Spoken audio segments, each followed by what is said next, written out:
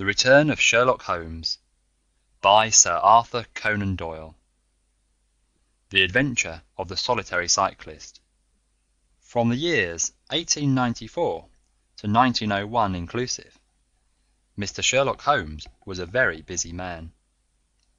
It is safe to say that there was no public case of any difficulty in which he was not consulted during those 8 years, and there were hundreds of private cases, some of them of the most intricate and extraordinary character, in which he played a prominent part. Many startling successes and a few unavoidable failures were the outcome of this long period of continuous work. As I have preserved very full notes of all these cases, and was myself personally engaged in many of them, it may be imagined that it is no easy task to know which I should select to lay before the public. I shall, however, preserve my former rule, and give the preference to those cases which derive their interest not so much from the brutality of the crime as from the ingenuity and dramatic quality of the solution. For this reason I will now lay before the reader the facts connected with Miss Violet Smith, the solitary cyclist of Charlington, and the curious sequel of our investigation, which culminated in unexpected tragedy. It is true that the circumstance did not admit of any striking illustration of those powers for which my friend was famous, but there were some points about the case which made it stand out in those long records of crime from which I gather the material for these little narratives. On referring to my notebook for the year 1895, I find that it was upon Saturday the 23rd of April that we first heard of Miss Violet Smith. Her visit was, I remember, extremely unwelcome to Holmes, for he was immersed at the moment in a very abstruse and complicated problem concerning the peculiar persecution to which John Vincent Harden, the well-known tobacco millionaire, had been subjected. My friend, who loved above all things precision and concentration of thought, resented anything which distracted his attention from the matter in hand, and yet, without a harshness which was foreign to his nature, it was impossible to refuse to listen to the story of the young and beautiful woman, tall, graceful, and queenly, who presented herself at Baker Street late in the evening and implored his assistance and advice. It was vain to urge that his time was already fully occupied, for the young lady had come with the determination to tell her story, and it was evident that nothing short of force could get her out of the room until she had done so. With a resigned air and a somewhat weary smile, Holmes begged the beautiful intruder to take a seat, and to inform us what it was that was troubling her. "At least it cannot be your health," said he, as his keen eyes darted over her. "So ardent a bicyclist must be full of energy." She glanced down in surprise at her own feet, and I observed the slight roughening of the side of the sole caused by the friction of the edge of the pedal. "Yes, I bicycle a good deal, Mr. Holmes, and that has something to do with my visit to you today." My friend took the lady's ungloved hand and examined it with as close an attention and as little sentiment as a scientist would show to a specimen. "You will excuse me, I am sure. It is my business," said he as he dropped it. "I nearly fell into the error of supposing that you were typewriting. Of course it is obvious that it is music. You observe the spatulate finger ends, Watson, which is common to both professions. There is a spirituality about the face, however," she gently turned it towards the light, "which the typewriter does not generate. This lady is a musician." "Yes, Mr. Holmes, I teach music." "In the country, I presume, from your complexion?" "Yes, sir, near Farnham, on the borders of Surrey." "A beautiful neighbourhood, and full of the most interesting associations. You remember, Watson, that it was near there that we took Archie Stamford, the forger. Now, Miss Violet, what has happened to you near Farnham, on the borders of Surrey?" The young lady, with great clearness and composure, made the following curious statement. "My father is dead, Mr. Holmes. He was James Smith, who conducted the orchestra at the old Imperial Theatre. My mother and I were left without a relation in the world except one uncle, Ralph Smith, who went to Africa 25 years ago, and we have never had a word from him since. When father died, we were left very poor, but one day we were told that there was an advertisement in the Times inquiring for our whereabouts. You can imagine how excited we were, for we thought that someone had left us a fortune. We went at once to the lawyer, whose name was given in the paper. There we met two gentlemen, Mr. Carruthers and Mr. Woodley, who were home on a visit from South Africa. They said that my uncle was a friend of theirs, that he had died some months before in great poverty in Johannesburg, and that he had asked them with his last breath to hunt up his relations and see that they were in no want. It seemed strange to us that Uncle Ralph, who took no notice of us when he was alive, should be so careful to look after us when he was dead.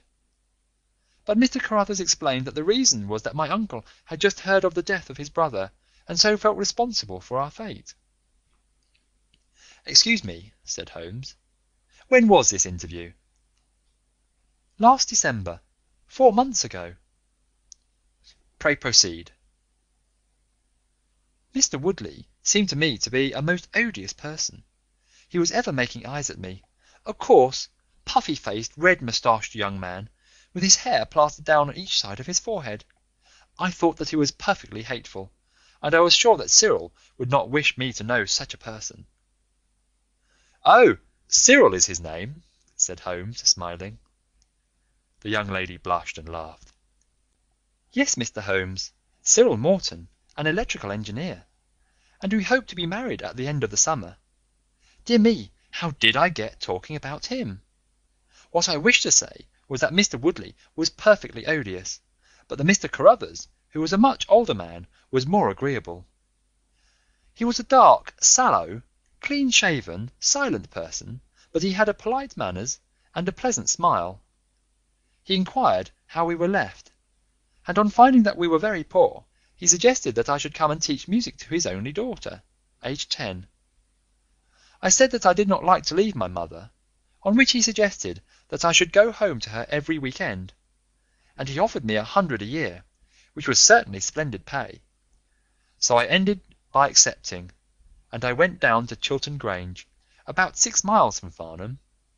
Mr. Carruthers was a widower, but he had engaged a lady housekeeper, a very respectable elderly person called Mrs. Dixon, to look after his establishment. The child was a dear, and everything promised well. Mr. Carruthers was very kind and very musical, and we had most pleasant evenings together. Every week-end I went home to my mother in town. The first flaw in my happiness was the arrival of the red-moustached Mr. Woodley. He came for a visit of a week, and oh, it seemed 3 months to me.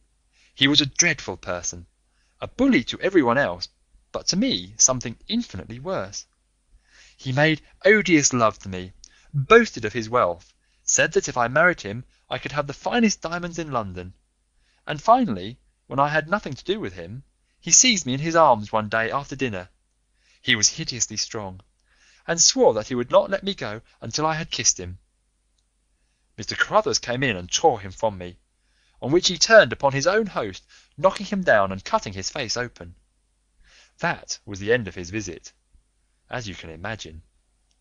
Mr. Carruthers apologized to me next day, and assured me that I should never be exposed to such an insult again.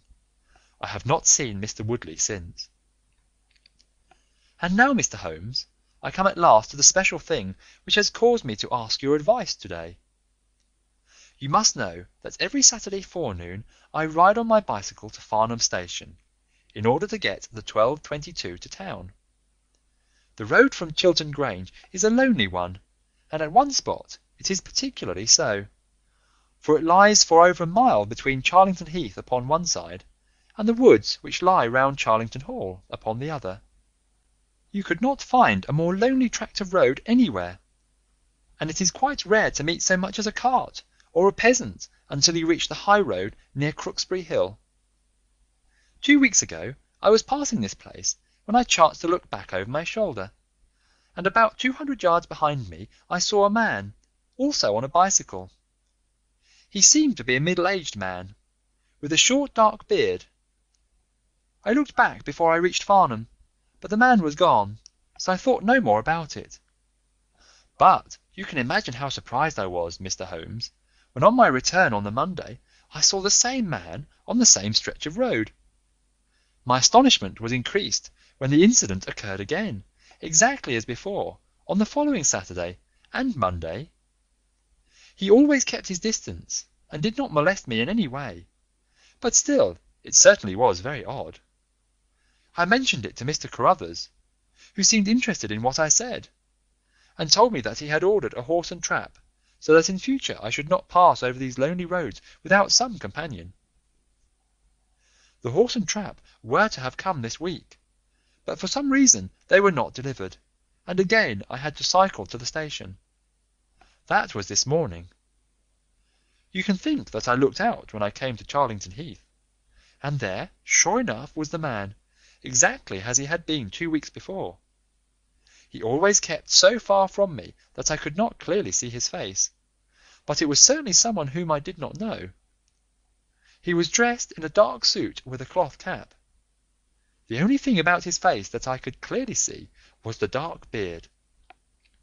Today I was not alarmed, but I was filled with curiosity, and I determined to find out who he was and what he wanted. I slowed down my machine, but he slowed down his. Then I stopped altogether, but he stopped also. Then I laid a trap for him. There is a sharp turning of the road, and I pedalled very quickly round this, and then I stopped and waited. I expected him to shoot round and pass me before he could stop, but he never appeared. Then I went back and looked round the corner. I could see a mile of road, but he was not on it. To make it the more extraordinary, there was no side road at this point down which he could have gone. Holmes chuckled and rubbed his hands. "This case certainly presents some features of its own," said he. "How much time elapsed between your turning the corner and your discovery that the road was clear?" 2 or 3 minutes. "Then he could not have retreated down the road. And you say that there are no side roads?" "None." "Then he certainly took a footpath, on one side or the other." "He could not have been on the side of the heath, or I should have seen him." "So, by the process of exclusion, we arrive at the fact that he made his way toward Charlington Hall, which, as I understand, is situated in its own grounds on one side of the road. Anything else?" "Nothing, Mr. Holmes, save that I was so perplexed that I felt I should not be happy until I had seen you and had your advice." Holmes sat in silence for some little time. "Where is the gentleman to whom you are engaged?" he asked at last. "He is in the Midland Electrical Company at Coventry." "He would not pay you a surprise visit?" "Oh, Mr. Holmes, as if I should not know him." "Have you had any other admirers?" "Several, before I knew Cyril." "And since?" "There was this dreadful man, Woodley, if you can call him an admirer." "No one else?" Our fair client seemed a little confused. "Who was he?" asked Holmes. "Oh, it may be a mere fancy of mine, but it had seemed to me sometimes that my employer, Mr. Carruthers, takes a great deal of interest in me. We are thrown rather together. I play his accompaniments in the evening. He has never said anything. He is a perfect gentleman, but a girl always knows." "Ha!" Holmes looked grave. "What does he do for a living?" "He is a rich man." "No carriages or horses?" "Well, at least he is fairly well to do, but he goes into the city 2 or 3 times a week. He is deeply interested in South African gold shares." "You will let me know any fresh developments, Miss Smith. I am very busy just now, but I will find time to make some inquiries into your case. In the meantime, take no step without letting me know. Goodbye, and I trust that we shall have nothing but good news from you." "It is part of the settled order of nature that such a girl should have followers," said Holmes. He pulled at his meditative pipe. "But for choice, not on bicycles in lonely country roads. Some secretive lover, beyond all doubt. But there are curious and suggestive details about the case, Watson." "That he should appear only at that point?" "Exactly. Our first effort must be to find who are the tenants of Charlington Hall. Then, again, how about the connection between Carruthers and Woodley, since they appear to be men of such a different type? How come they both to be so keen upon looking up Ralph Smith's relations? One more point. What sort of menage is it which pays double the market price for a governess, but does not keep a horse, although 6 miles from the station? Odd, Watson, very odd." "You will go down?" "No, my dear fellow, you will go down. This may be some trifling intrigue, and I cannot break my other important research for the sake of it. On Monday you will arrive early at Farnham. You will conceal yourself near Charlington Heath. You will observe these facts for yourself, and act as your own judgment advises. Then, having inquired as to the occupants of the hall, you will come back to me and report. And now, Watson, not another word of the matter until we have a few solid stepping stones on which we may hope to get across to our solution." We had ascertained from the lady that she went down upon the Monday by the train which leaves Waterloo at 9:50, so I started early and caught the 9:13. At Farnham Station I had no difficulty in being directed to Charlington Heath. It was impossible to mistake the scene of the young lady's adventure, for the road runs between the open heath on one side and an old yew hedge upon the other, surrounding a park which is studded with magnificent trees. There was a main gateway of lichen-studded stone, each side pillar surmounted by mouldering heraldic emblems. But besides this central carriage drive, I observed several points where there were gaps in the hedge and paths leading through them. The house was invisible from the road, but the surroundings all spoke of gloom and decay. The heath was covered with golden patches of flowering gorse, gleaming magnificently in the light of the bright spring sunshine.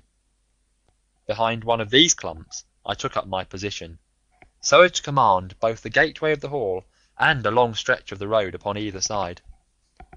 It had been deserted when I left it, but now I saw a cyclist riding down it from the opposite direction to that in which I had come. He was clad in a dark suit, and I saw that he had a black beard. On reaching the end of the Charlington grounds, he sprang from his machine and led it through a gap in the hedge, disappearing from my view. A quarter of an hour passed, and then a second cyclist appeared. This time it was the young lady coming from the station. I saw her look about her as she came to the Charlington hedge. An instant later the man emerged from his hiding place, sprang upon his cycle, and followed her.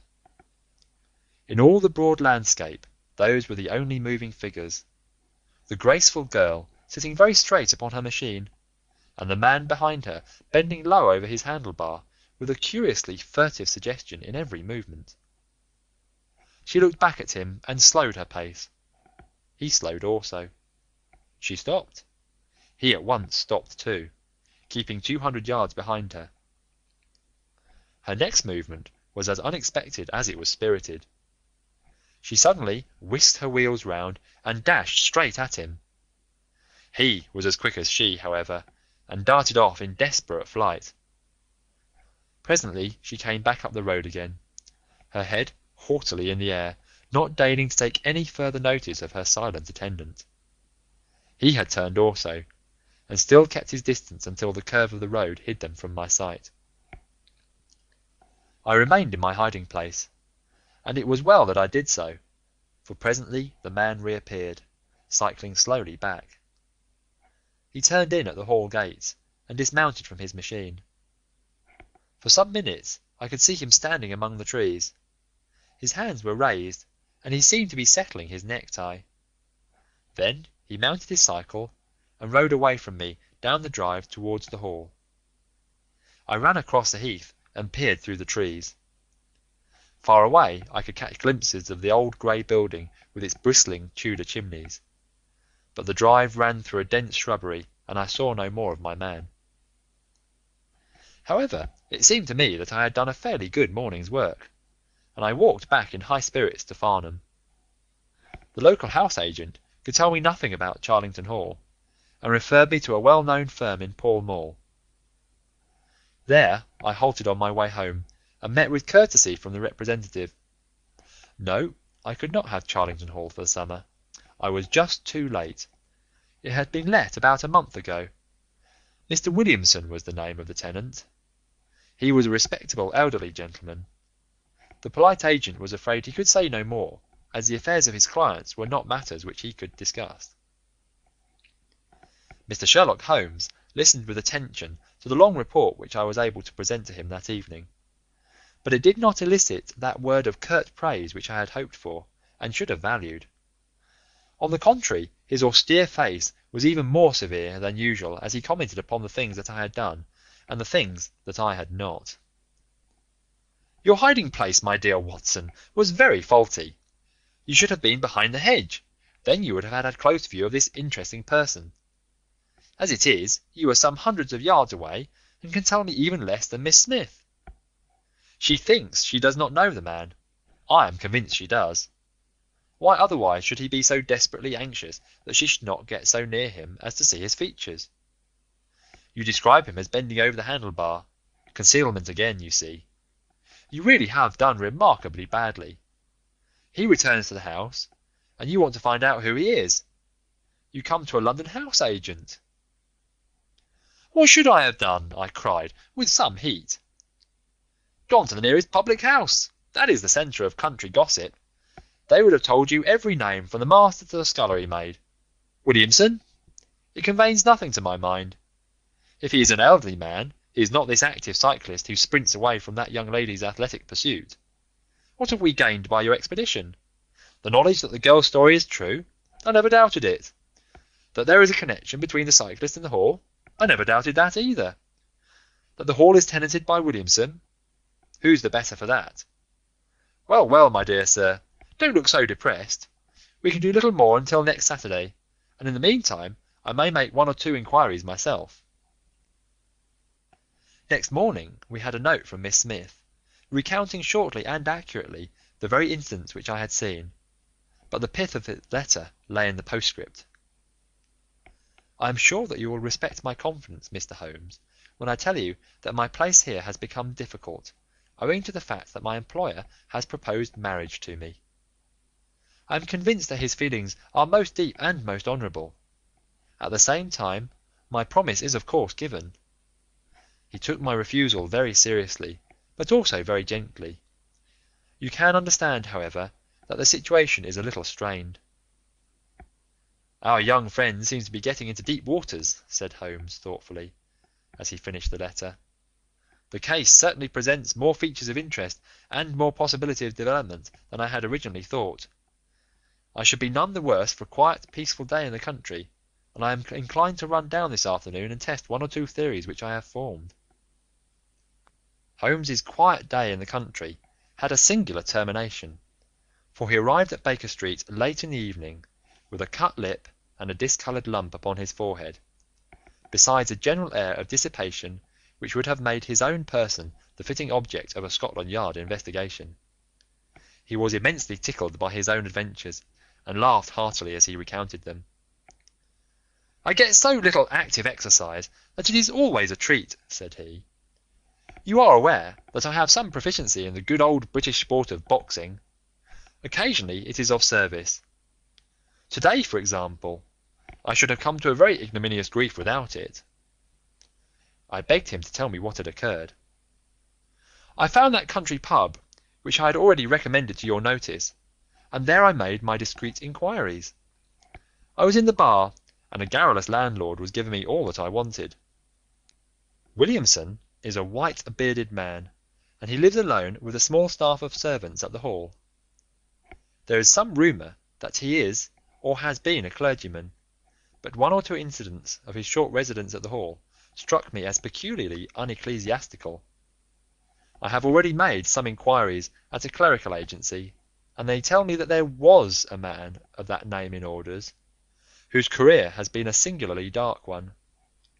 The landlord further informed me that there are usually week-end visitors, a warm lot, sir, at the Hall, and especially one gentleman with a red moustache, Mr. Woodley by name, who was always there.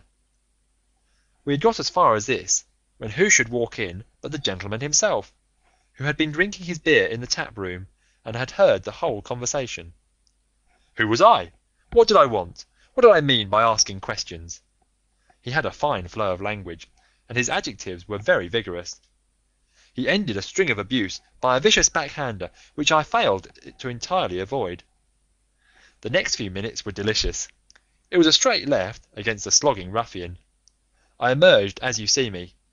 Mr. Woodley went home in a cart. So ended my country trip, and it must be confessed that, however enjoyable, my day on the Surrey border has not been much more profitable than your own. The Thursday brought us another letter from our client. "You will not be surprised, Mr. Holmes," said she, "to hear that I am leaving Mr. Carruthers' employment. Even the high pay cannot reconcile me to the discomforts of my situation. On Saturday I come up to town, and I do not intend to return. Mr. Carruthers has got a trap, and so the dangers of the lonely road, if there ever were any dangers, are now over. As to the special cause of my leaving, it is not merely the strange situation with Mr. Carruthers, but it is the reappearance of that odious man, Mr. Woodley. He was always hideous, but he looks more awful than ever now, for he appears to have had an accident, and he is much disfigured. I saw him out of the window, but I am glad to say I did not meet him. He had a long talk with Mr. Carruthers, who seemed much excited afterwards.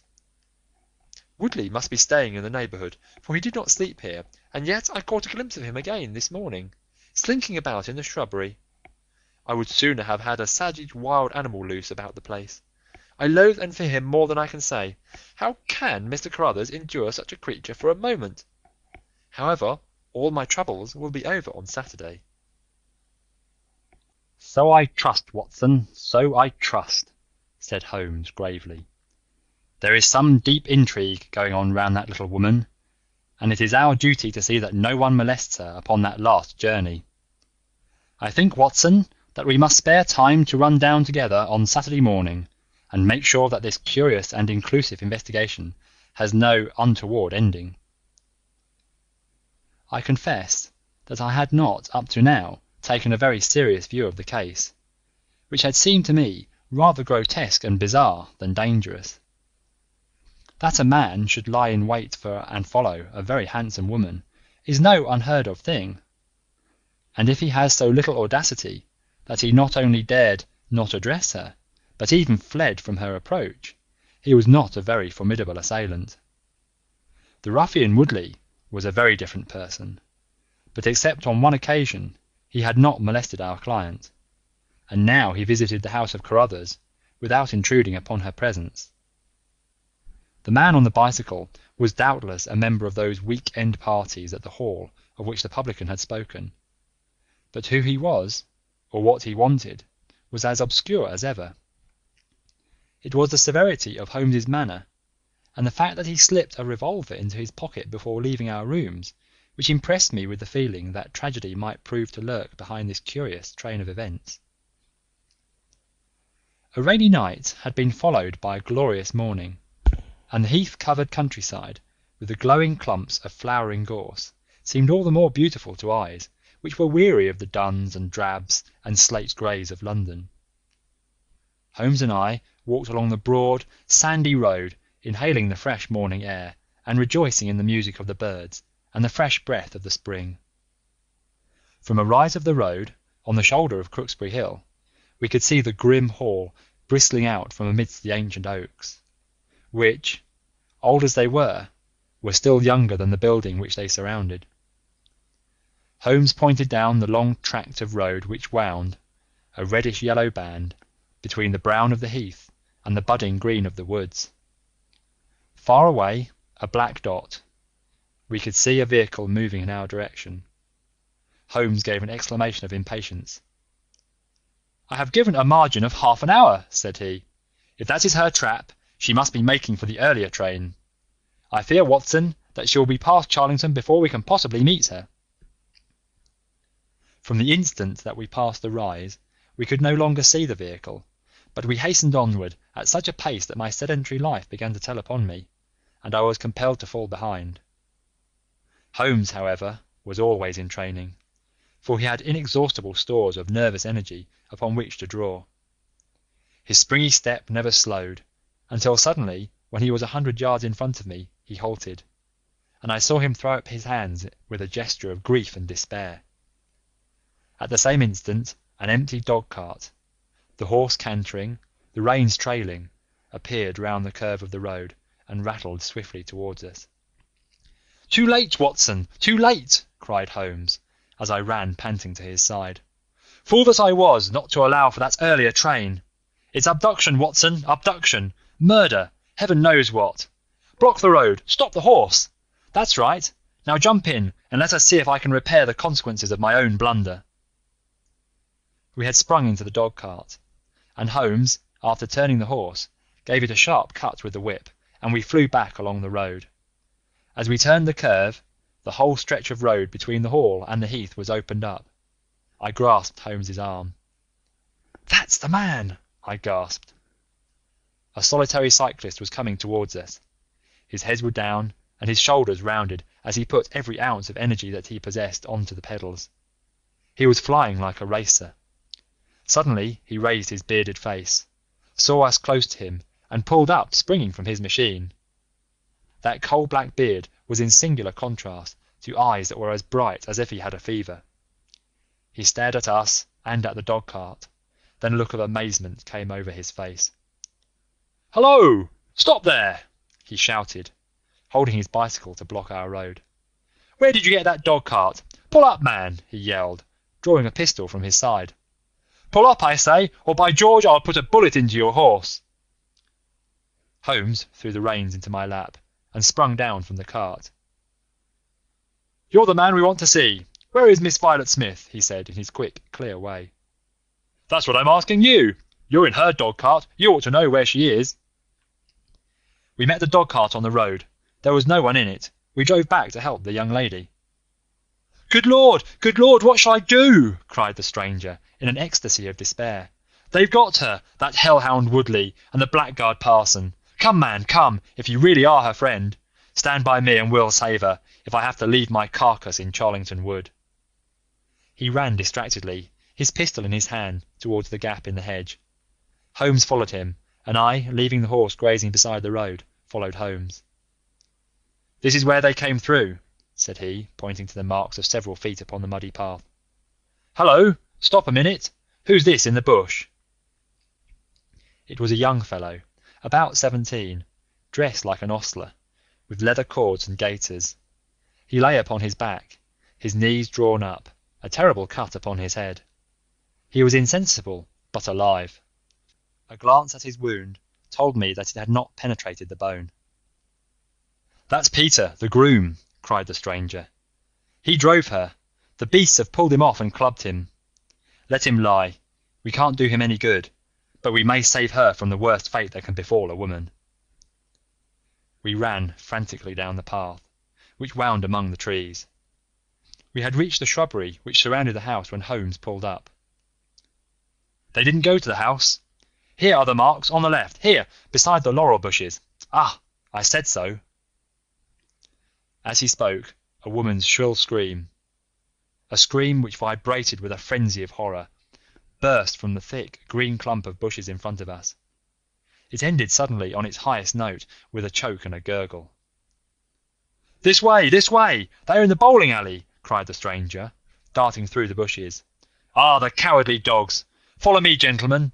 Too late, by the living Jingo!" We had broken suddenly into a lovely glade of greensward, surrounded by ancient trees. On the farther side of it, under the shadow of a mighty oak, there stood a singular group of 3 people. One was a woman, our client, drooping and faint, a handkerchief around her mouth. Opposite her stood a brutal, heavy-faced, red-moustached young man. his gaitered legs parted wide, one arm akimbo, the other waving a riding crop, his whole attitude suggestive of triumphant bravado. Between them, an elderly, grey-bearded man, wearing a short surplice over a light tweed suit, had evidently just completed the wedding service, for he pocketed his prayer book as we approached, and slapped the sinister bridegroom upon the back in jovial congratulations. "They're married?" I gasped. "Come on," cried our guide, "come on!" He rushed across the glade, Holmes and I at his heels. As we approached, the lady staggered against the trunk of the tree for support. Williamson, the ex-clergyman, bowed to us with mock politeness, and the bully Woodley advanced with a shout of brutal and exultant laughter. "You can take your beard off, Bob," said he. "I know you right enough. Well, you and your pals have just come in time for me to be able to introduce you to Mrs. Woodley." Our guide's answer was a singular one. He snatched off the dark beard which had disguised him and threw it on the ground, disclosing a long, sallow, clean-shaven face below it. Then he raised his revolver and covered the young ruffian who was advancing upon him with his dangerous riding crop swinging in his hand. "Yes," said our ally, "I am Bob Carruthers, and I'll see this woman righted if I have to swing for it. I told you what I'd do if you molested her, and by the Lord, I'll be as good as my word." "You're too late. She's my wife." "No, she's your widow." His revolver cracked, and I saw the blood spurt from the front of Woodley's waistcoat. He spun round with a scream, and fell back upon his back, his hideous red face turning suddenly to a dreadful mottled pallor. The old man, still in his surplice, burst into such a string of foul oaths as I have never heard, and pulled out a revolver of his own. But before he could raise it, he was looking down the barrel of Holmes's weapon. "Enough of this," said my friend coldly. "Drop that pistol. Watson, pick it up. Hold it to his head. Thank you. You, Carruthers, give me that revolver. We'll have no more violence. Come, hand it over." "Who are you, then?" "My name is Sherlock Holmes." "Good Lord!" "You have heard of me, I see. I will represent the official police until their arrival. Here you," he shouted to a frightened groom who had appeared at the edge of the glade. "Come here, take this note as hard as you can ride to Farnham." He scribbled a few words upon a leaf from his notebook. "Give it to the superintendent of the police station. Until he comes, I must detain you all under my personal custody."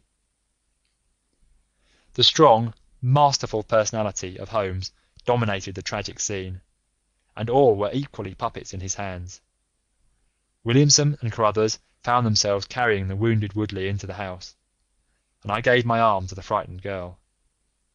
The injured man was laid on his bed, and at Holmes's request I examined him. I carried my report to where he sat in the old tapestry-hung dining room with his two prisoners before him. "He will live," said I. "What?" cried Carruthers, springing out of his chair. "I'll go upstairs and finish him first. Do you tell me that angel is to be tied to Roaring Jack Woodley for life?" "You need not concern yourself about that," said Holmes. "There are two very good reasons why she should, under no circumstances, be his wife. In the first place, we are very safe in questioning Mr. Williamson's right to solemnize a marriage." "I've been ordained!" cried the old rascal. "And also unfrocked." "Once a clergyman, always a clergyman." "I think not. How about the licence?" "We had a licence for the marriage. I have it here in my pocket." "Then you got it by a trick. But in any case, a forced marriage is no marriage. But it is a very serious felony, as you will discover before you have finished. You'll have time to think the point out during the next 10 years or so, unless I am mistaken. As to you, Carruthers, you would have done better to keep your pistol in your pocket." "I begin to think so, Mr. Holmes. But when I thought of all the precautions I had taken to shield this girl, for I loved her, Mr. Holmes, and it is the only time that ever I knew what love was, it fairly drove me mad to think that she was in the power of the greatest brute and bully in South Africa. a man whose name is a holy terror from Kimberley to Johannesburg. Why, Mr. Holmes, you'll hardly believe it, but ever since that girl has been in my employment, I never once let her go past this house, where I knew the rascals were lurking, without following her on my bicycle, just to see that she came to no harm. I kept my distance from her, and I wore a beard, so that she would not recognise me, for she is a good and high-spirited girl, and she wouldn't have stayed in my employment long if she had thought that I was following her about the country roads. Why didn't you tell her of her danger? Because, then again, she would have left me, and I couldn't bear to face that. Even if she couldn't love me, it was a great deal to me just to see her dainty form about the house, and to hear the sound of her voice. Well, said I, you call that love, Mr. Carruthers, but I should call it selfishness. Maybe the two things go together. Anyhow, I couldn't let her go. Besides, with this crowd about, it was well that she should have someone near to look after her. Then, when the cable came, I knew they were bound to make a move. What cable? Carruthers took a telegram from his pocket. That's it, said he. It was short and concise. The old man is dead. Hum, said Holmes. I think I see how things worked, and I can understand how this message would, as you say, bring them to a head. But while you wait, you might tell me what you can. The old reprobate with the surplice burst into a volley of bad language. By heavens, said he, if you squeal at us, Bob Carruthers, I'll serve you as you served Jack Woodley. You can bleat about the girl to your heart's content, but that's your own affair. But if you round on your pals to this plain-clothes copper, it'll be the worst day's work that you ever did. Your reverence need not be excited, said Holmes, lighting a cigarette. The case is clear enough against you, and all I ask is a few details for my private curiosity. However, if there's any difficulty in your telling me, I'll do the talking, and then you will see how far you have a chance of holding back your secrets. In the first place, 3 of you came from South Africa on this game. You, Williamson, you, Carruthers, and Woodley. Lie number 1, said the old man. I never saw either of them until 2 months ago, and I have never been in Africa in my life, so you can put that in your pipe and smoke it, Mr. Busybody Holmes. What he says is true, said Carruthers. Well, well, 2 of you came over. His reverence is our own home-made article. You had known Ralph Smith in South Africa. You had reason to believe he would not live long. You found out that his niece would inherit his fortune. How's that, eh? Carruthers nodded, and Williamson swore. She was next of kin, no doubt, and you were aware that the old fellow would make no will. Couldn't read or write, said Carruthers. So, you came over, the 2 of you, and hunted up the girl. The idea was that one of you was to marry her, and the other have a share of the plunder. For some reason, Woodley was chosen as the husband. Why was that? We played cards for her on the voyage. He won. I see. You got the lady into your service, and there Woodley was to do the courting. She recognised the drunken brute that he was, and would have nothing to do with him. Meanwhile, your arrangement was rather upset by the fact that you had yourself fallen in love with the lady. You could no longer bear the idea of this ruffian owning her. No, by George, I couldn't. There was a quarrel between you. He left you in a rage, and began to make his own plans independently of you. It strikes me, Williamson, there isn't very much that we can tell this gentleman, cried Carruthers with a bitter laugh. Yes, we quarrelled, and he knocked me down. I'm level with him on that, anyhow. Then I lost sight of him. That was when he picked up with this outcast padre here. I found that they had set up housekeeping together at this place on the line that she had to pass for the station. I kept my eye on her after that, for I knew there was some devilry in the wind.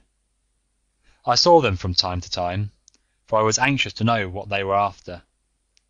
2 days ago, Woodley came up to my house with this cable, which showed that Ralph Smith was dead.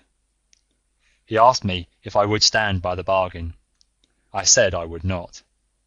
He asked me if I would marry the girl myself and give him a share. I said I would willingly do so, but that she would not have me. He said, "Let us get her married first, and after a week or two she may see things a bit different." I said I would have nothing to do with violence, so he went off cursing like the foul-mouthed blackguard that he was, and swearing that he would have her yet. She was leaving me this weekend, and I had got a trap to take her to the station, but I was so uneasy in my mind that I followed her on my bicycle. She had got a start, however, and before I could catch her, the mischief was done. The first thing I knew about it was when I saw you two gentlemen driving back in her dog-cart. Holmes rose and tossed the end of his cigarette into the grate. "I have been very obtuse, Watson," said he. "When in your report you said that you had seen the cyclist, as you thought, arrange his necktie in the shrubbery, that alone should have told me all. However, we may congratulate ourselves upon a curious and in some respects a unique case. I perceive 3 of the county constabulary in the drive. I am glad to see that the little ostler is able to keep pace with them, so it is likely that neither he nor the interesting bridegroom will be permanently damaged by their morning's adventures. I think, Watson, that in your medical capacity you might wait upon Miss Smith and tell her that if she is sufficiently recovered, we shall be happy to escort her to her mother's house. If she is not quite convalescent, you will find that a hint that we were about to telegraph to a young electrician in the Midlands would probably complete the cure. As to you, Mr. Carruthers, I think that you have done what you could to make amends for your share in an evil plot. There is my card, sir, and if my evidence can be of help in your trial, it shall be at your disposal." In the whirl of our incessant activity, it has often been difficult for me, as the reader has probably observed, to round off my narratives, and to give those final details which the curious might expect. Each case has been the prelude to another, and the crisis once over, the actors have passed for ever out of our busy lives. I find, however, a short note at the end of my manuscript dealing with this case, in which I have put upon record that Miss Violet Smith did indeed inherit a large fortune, and that she is now the wife of Cyril Morton, the senior partner of Morton and Kennedy, the famous Westminster electricians. Williamson and Woodley were both tried for abduction and assault, the former getting 7 years, the latter 10. Of the fate of Carruthers I have no record, but I am sure that his assault was not viewed very gravely by the court, since Woodley had the reputation of being a most dangerous ruffian, and I think that a few months were sufficient to satisfy the demands of justice. End of The Adventure of the Solitary Cyclist by Sir Arthur Conan Doyle.